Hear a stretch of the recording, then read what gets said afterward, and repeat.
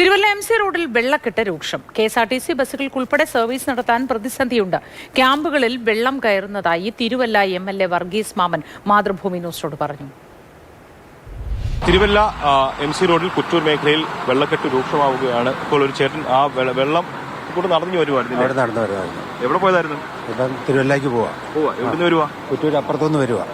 വണ്ടി ഇവിടെ വെച്ചേക്കുക? വണ്ടി അപ്പുറത്ത് വെച്ചിരിക്കുക. വണ്ടി അപ്പുറത്ത് വെച്ച് രാത്രിയിലും തിരിച്ച് ഇതുപോലെ തന്നെ നടന്നാ പോകുന്നത്.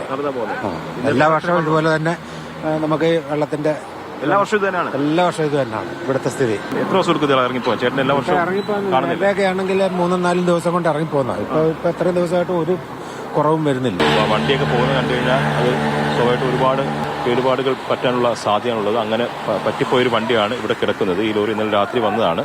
നമ്മൾ പ്രതീക്ഷിക്കാത്തൊരു വെള്ളം ഇപ്പൊ ഇവിടെ ഇതാണ്. രണ്ട് സൈഡിൽ നിന്ന് വണ്ടി പോകാൻ പാടായിരിക്കും. എന്തുപറ്റി വണ്ടി മുന്നോട്ട് പോകുന്നില്ല? അത് സെൻസർ ആയതുകൊണ്ടേ വെള്ളത്തിൽ ഇറങ്ങി കഴിഞ്ഞാൽ എന്തെങ്കിലും പ്രശ്നം പറ്റിക്കഴിഞ്ഞാൽ പണിയാവും. അതുകൊണ്ട് ഈ വണ്ടി പഴയ വണ്ടികൾ പോകും. ഈ സ്ത്രീ വണ്ടികളെല്ലാം പഴയ വണ്ടി കുഴപ്പമില്ല. പുതിയ ഈ സെൻസർ ആണ് മൊത്തം. വെള്ളം കയറി കഴിഞ്ഞാൽ പണിയാവും. നമ്മൾ നമ്മൾ മാത്രമേ കാണൂ, വേറെ ആരും കാണുന്നില്ല. ഓർഡർ കൊടുത്തിട്ടില്ല. വിളിച്ച് ചോദിച്ചിരുന്നോ? ചോദിച്ചിട്ട് ഇപ്പൊ ചോദിച്ചാൽ പറഞ്ഞു നിങ്ങളുടെ ഇഷ്ടത്തിന് പോകാൻ പറഞ്ഞു. നമുക്ക് ഇത് വെള്ളം കണ്ടപ്പോൾ പാനകത്തില്ല, സെൻസർ ആയത്.